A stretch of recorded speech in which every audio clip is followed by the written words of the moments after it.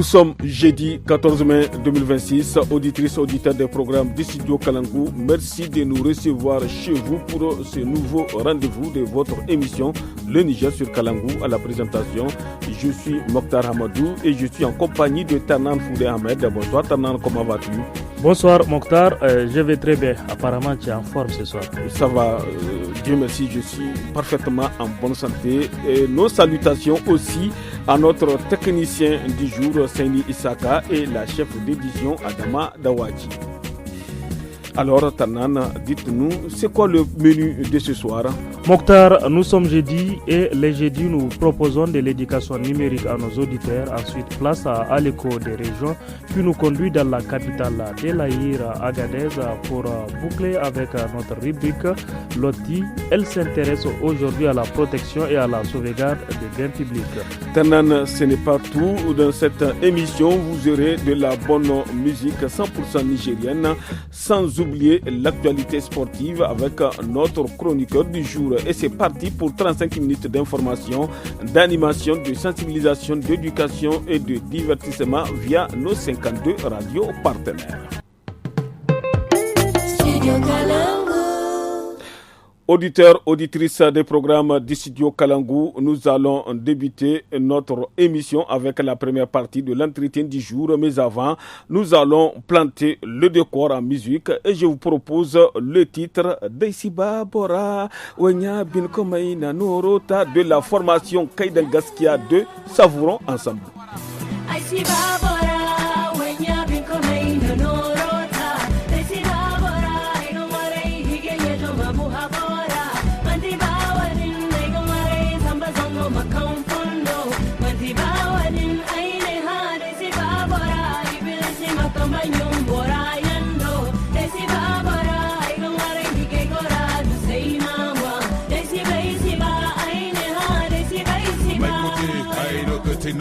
Mota koi, ai windi boba koi, ai ga dai, ai ga no, ai ga konso, ai kai mino, ai ga bakul manino, maka koi yantira, ai ne ai no, moda alfa na hinga ne ai no, alza kante inga no, ai ga hate, hau bonzangu barma wai guda gido, ni kwara jatu no ne ganyi do sungo, ai la kale kule ninse ilebo, le mona heji mogo le se margo busandi ne, kan wasin da se kaku.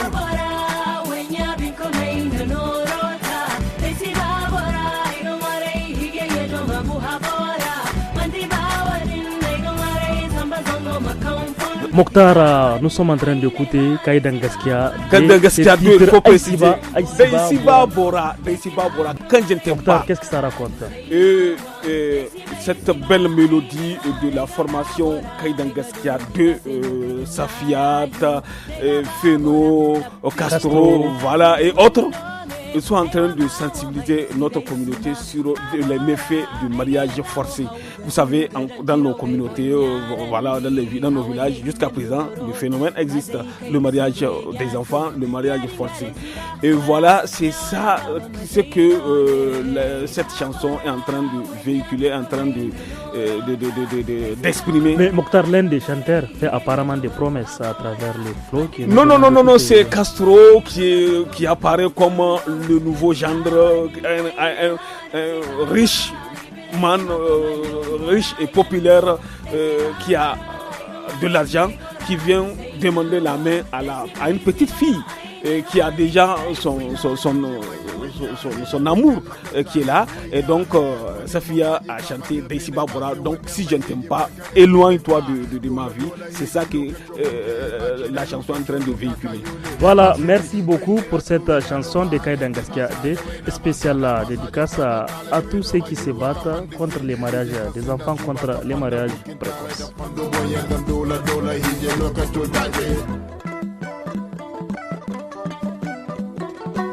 Bakan wokan ene numi yete wono dan man beke ko che wokan ene numi yete wono dan ma or kul sin ni hat ba ben sele wo ko sin sen ko or of ma wala enun sombu enun no al hayse alaji me ngok ma wala to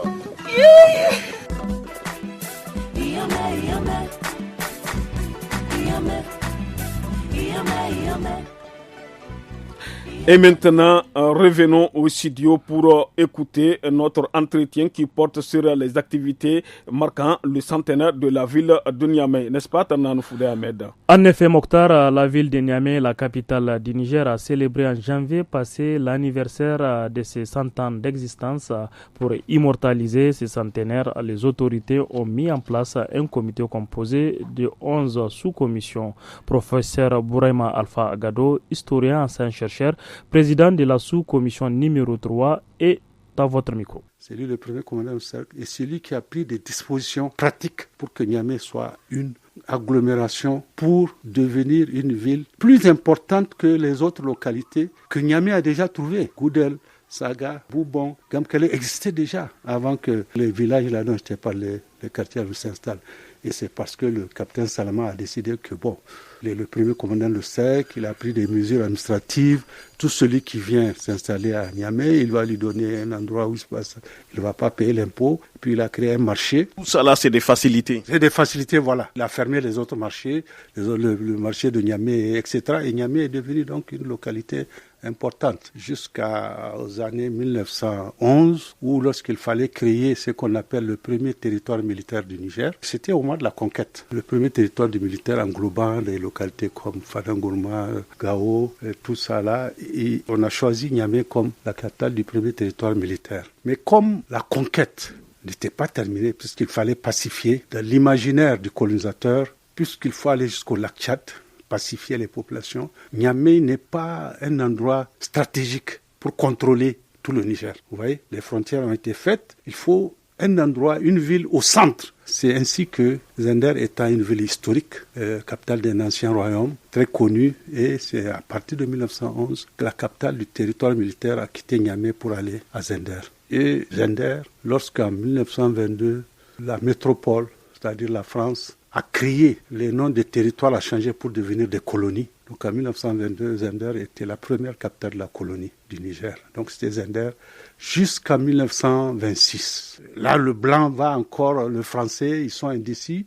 Ils vont voir que, la conquête est terminée. On n'a pas besoin de militaires pour aller au lac, on n'a pas besoin de ceci. Et surtout que Zender est situé pas loin de grandes localités, Kachina, Kano, c'est des localités du Nigeria. S'il faut transporter des bagages à la métropole, il faut traverser le Nigeria, passer par Lagos, tout ça là. Ils préfèrent une agglomération qui est à côté des possessions françaises. La Haute-Volta, devenue Burkina Faso, le Soudan devenu Mali, le Dahomey. Donc, c'est vraiment une des raisons qui a fait que Zender, surtout la rivalité avec la Grande-Bretagne, c'est une des raisons qui a fait que la capitale, à partir de 1900, c'est devenu, on évoque comme raison aussi le problème de l'eau. Ça a commencé depuis la période coloniale. Effectivement, pendant que la capitale était à Zender, il y avait déjà le problème de l'eau. Mais une des raisons aussi qui a favorisé le retour de la capitale à Niamey, c'est qu'avant même, le gouverneur Jules Brevet, le premier gouverneur, c'est lui qui a construit le palais actuel de la présidence,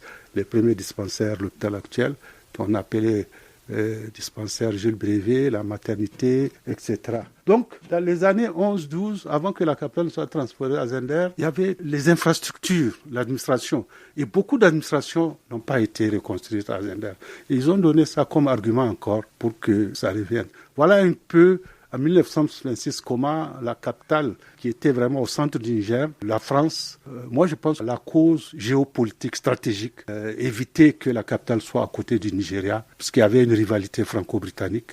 C'est ça, de mon point de vue, la principale cause qui a fait que la capitale est revenue à Niamey. Maintenant, Niamey est devenue capitale cosmopolite, les choses vont se développer. À partir de 1956, il y aura petit à petit, les populations vont lutter pour leur indépendance, pour leur autonomie. Avant l'indépendance, professeur, de 1926 à 1956, de 1956 à 2026, aujourd'hui 100 ans, professeur, du point de vue démographique et du point de vue même urbanisme, professeur, Niamey n'est pas en retard? Niamey est très en retard. En tout cas, par rapport aux autres, dans mon petit livre, là, je donne quelques chiffres. Comment la ville était au moment du transfert, c'était à peu près 3000 habitants, ainsi de suite. Sur tous les points, si on regarde, Niamey est un peu en retard par rapport aux autres capitales africaines, mais ça, c'est lié non seulement à son origine coloniale, Nous sommes au Sahel. Le Niger est un des territoires les plus éloignés. Donc ça a beaucoup défavorisé Niamey. Et la chaleur aussi, professeur.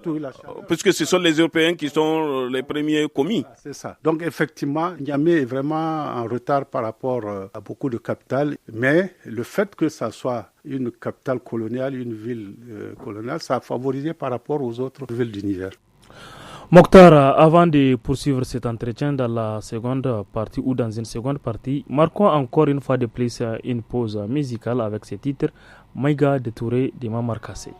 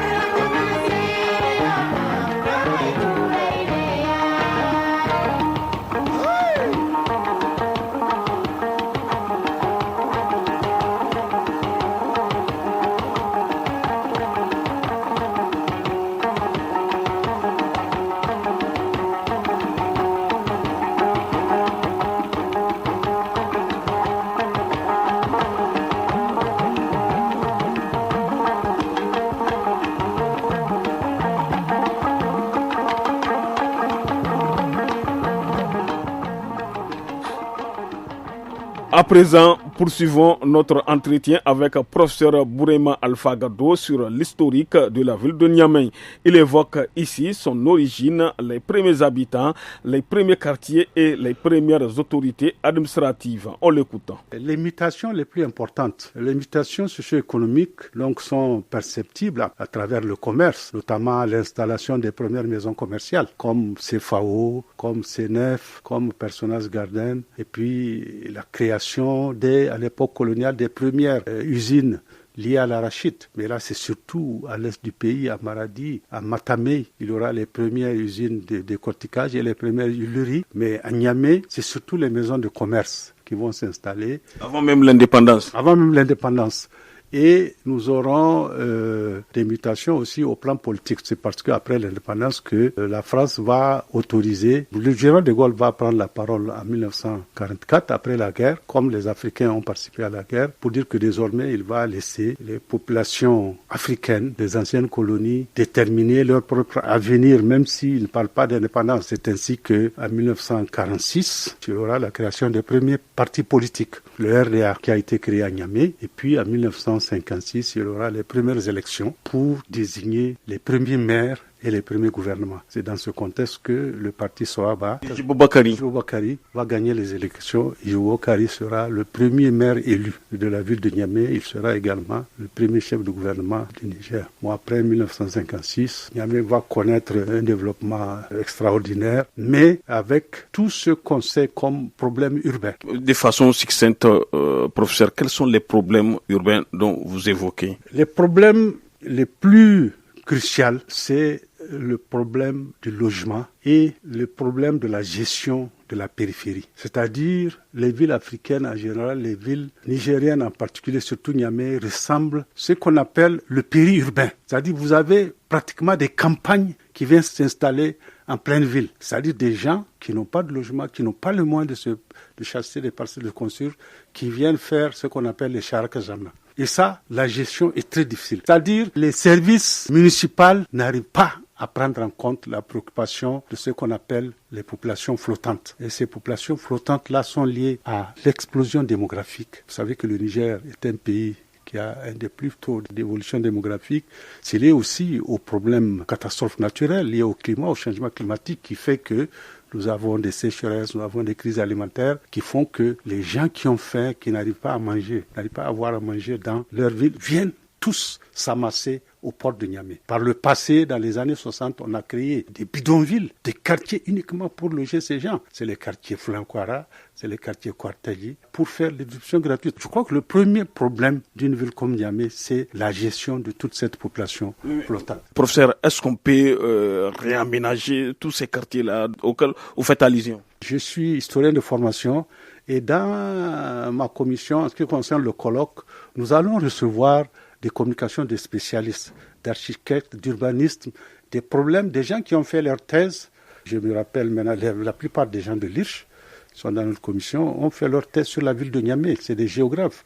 Je sais qu'il y a un géographe qui s'appelle Henri Moucho, qui a fait sa thèse uniquement sur les problèmes d'assainissement urbain, les problèmes justement que rencontrent les villes. Donc toutes ces questions vont être étudier à travers le colloque et faire des recommandations aux autorités parce que un des objectifs qui nous a été assigné, c'est d'imaginer Niamey dans 30 ans, dans 50 ans, sans ces problèmes. Professeur, est-ce que c'est pas l'échec des dirigeants municipaux, communaux qui sont succédés? À l'image vraiment des autres domaines, que ce soit la santé, que ce soit l'éducation, effectivement, nous sommes devant un aveu d'échec. Si on prend certaines villes, comme Accra ou bien au Rwanda, paraît-il que vous ne pouvez pas oser même jeter un chiffon dans la rue.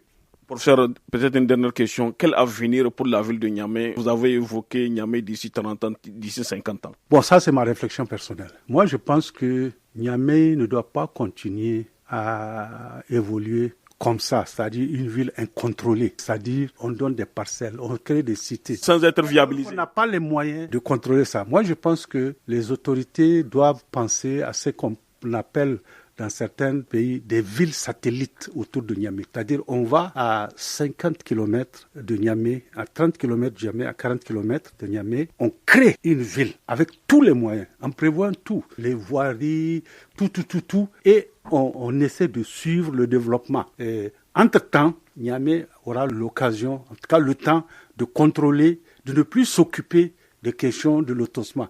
Et tout autour, donc, on crée des villes. Au nord, on crée une ville satellite. Et au sud, on crée une ville satellite. Et ce sont ces villes-là qui se développent pour se joindre à Niamey. Et l'intérêt de ces villes-là, c'est que, avant de les développer, on réfléchit et on essaie d'avoir des moyens pour les questions de circulation. C'est une idée que j'ai. Moi, je pense que c'est des politiques qui ont été mises en œuvre ailleurs et qui doivent marcher également au Niger. Il y a suffisamment d'espace pour ça? Il y a suffisamment d'espace.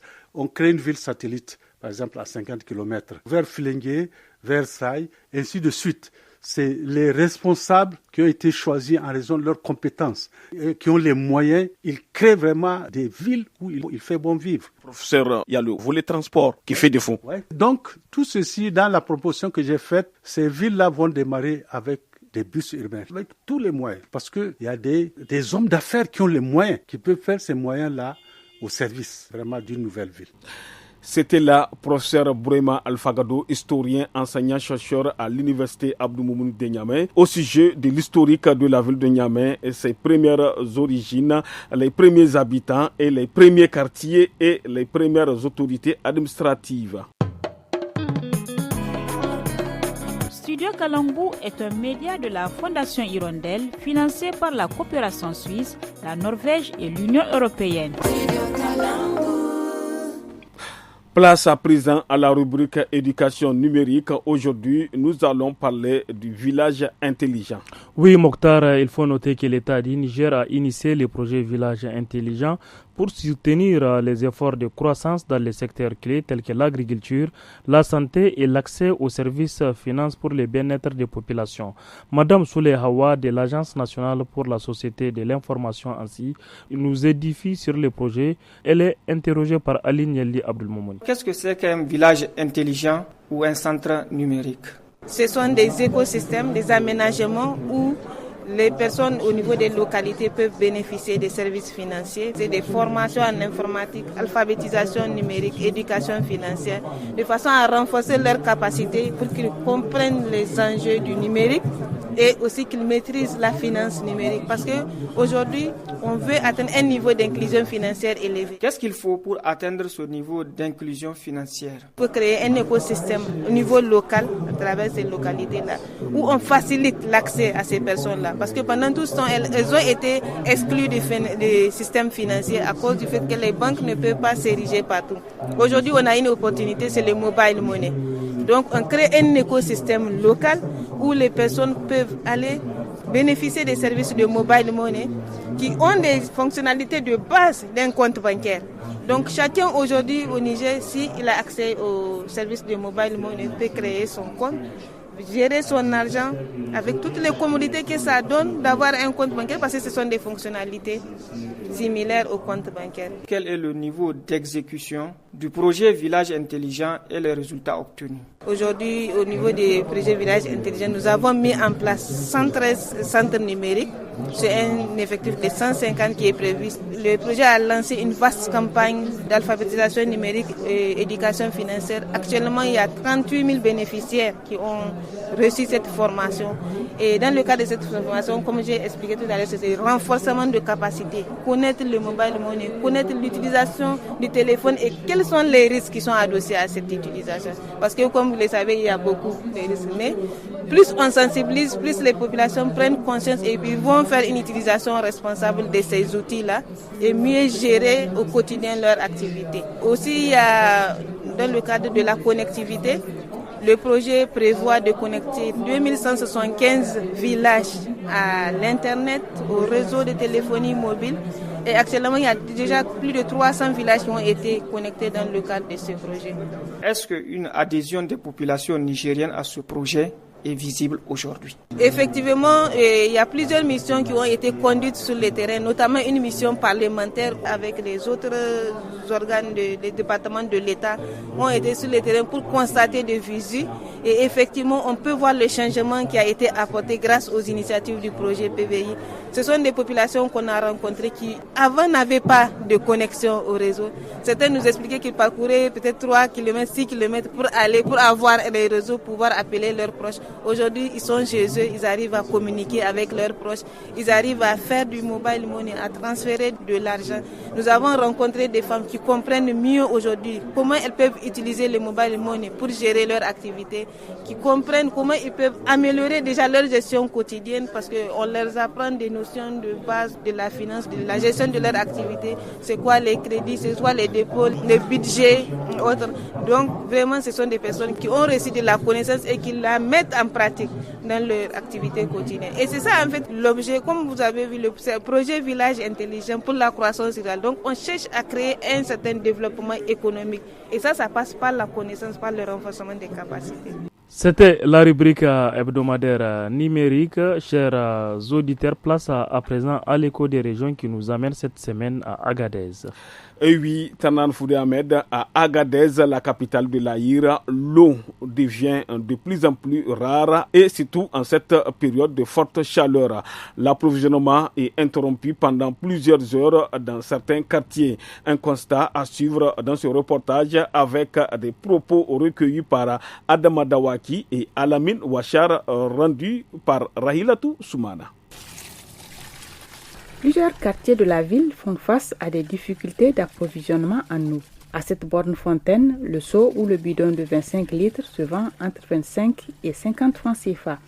Le responsable du point d'eau explique la situation.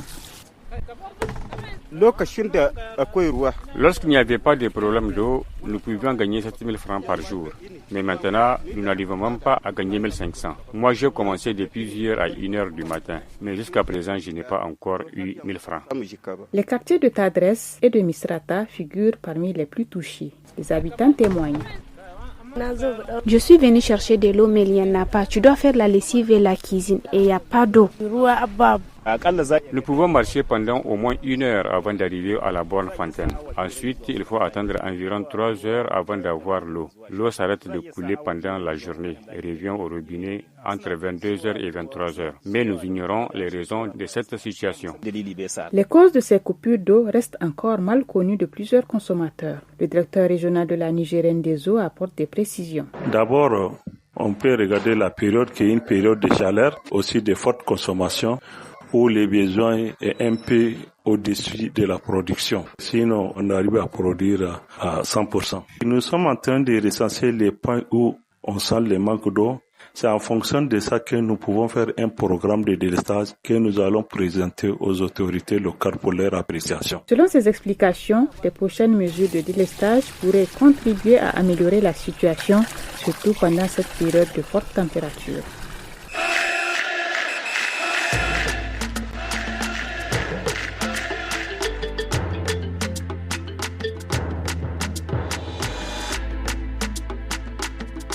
Chers auditeurs, si vous venez de nous rejoindre, vous êtes à l'écoute de l'émission Les Niger sur Kalangou. Place à présent à la page sport avec notre chroniqueur du jour, Habibou Garba. Habibou, bonsoir.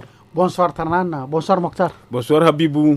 Nous allons commencer avec la Super League du Niger 2025-2026 dans cette page sport. N'est-ce pas Habibou?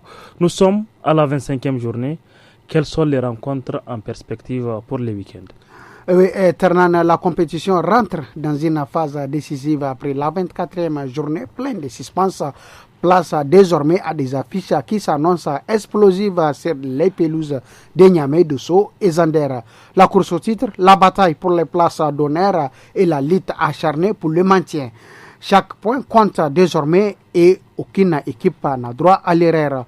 Au programme ce week-end, AS IAM jouera contre Sahel SC, AS ZAM croisera les fers contre AS Police, Tagoura PC jouera contre Renaissance CB, ASN Nigelec joue contre AS Garda, AS Fan fera face à JS Tawa, Espoir FC et jouera aussi contre AS Douane, ISGN et Olympique vont jouer également.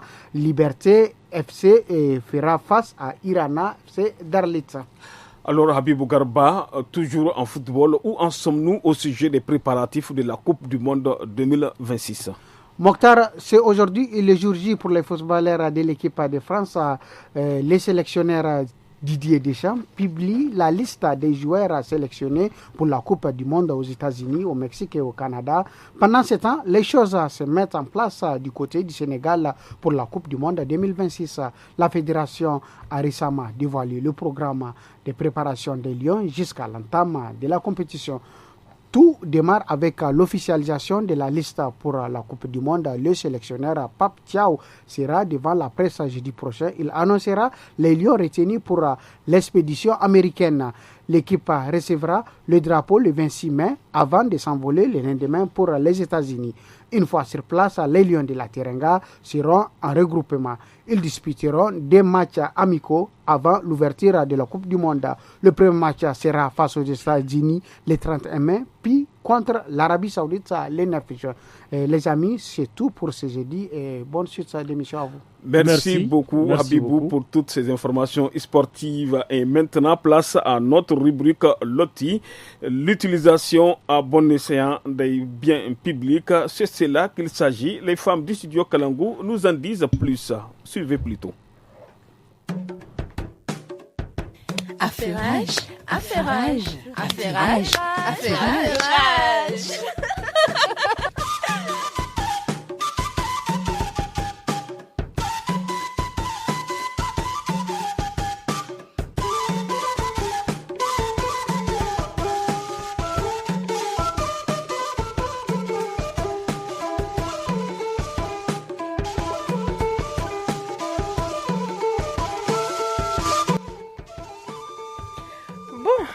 Ma journée est finie, il est temps de rentrer à la maison. Où est mon sac même?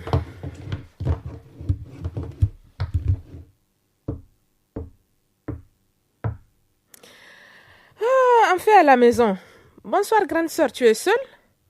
Je n'ai rien éteint dans mon bureau, j'avais complètement oublié. Mais bon, ce n'est pas grave, le vigile le fera avant de fermer. Je vais me rafraîchir un peu. Tu vas où? Reviens. Je vais me laver. Tu as besoin de moi ou de quelque chose? Tu m'étonnes vraiment. Pourquoi? Qu'est-ce que j'ai fait encore? Tu rentres chez toi, dans ton bureau, tu n'as rien éteint. Où as-tu la tête? Tu penses que c'est normal? Même si j'ai oublié, les vigiles les éteindront à ma place. Tu vois ce genre de comportement? Pourquoi attendre qu'on le fasse à ta place? C'est le vigile qui les a utilisés? Lâche-moi un peu. Ce n'est pas de ma faute si tu es de mauvaise humeur. Tu sais, si ces appareils se gâtent, c'est toi qui vas travailler dans des conditions lamentables. C'est utile pour toi, tu en profites et en bénéficies, parce que ça t'aide dans ton travail. Ton employeur ne les a pas ramassés. Il a financé pour te mettre à l'aise. Est-ce que tu vas contribuer pour payer la facture d'électricité ou bien pour payer l'ordinateur? Non, à ce que je sache. Ce n'est pas la première fois que tu fais ça. Tu en parles souvent à la maison. Change ton comportement, c'est mieux, ma chère. Tu as certainement raison, mais c'est un oubli. Je ne l'ai pas fait exprès. Une ou deux fois, ça peut se comprendre. Mais à répétition, tu le fais exprès, espèce de paresseuse. Ouais, paresseuse. Ces biens peuvent servir au bien-être de chacun sur ton lieu de travail. À ce titre, tu dois t'investir à avoir un comportement positif vis-à-vis de ces matériels et participer aux actions d'entretien et d'amélioration de ceux-ci.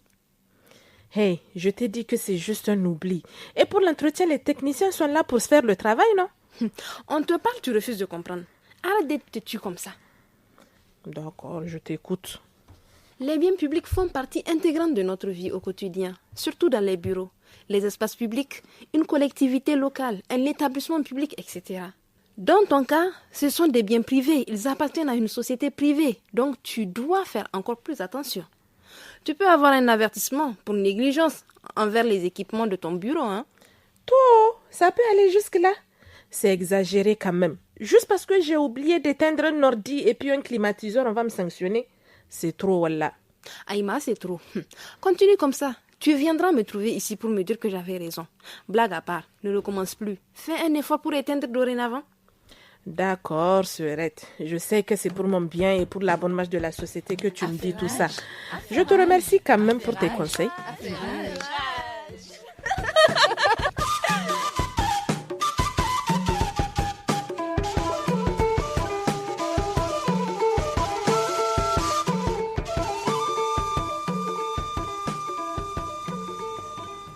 Merci beaucoup les filles pour vos multiples conseils.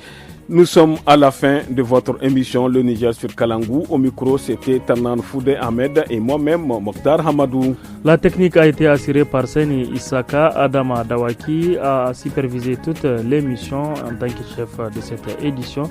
Très bonne soirée à toutes et à tous. À bientôt.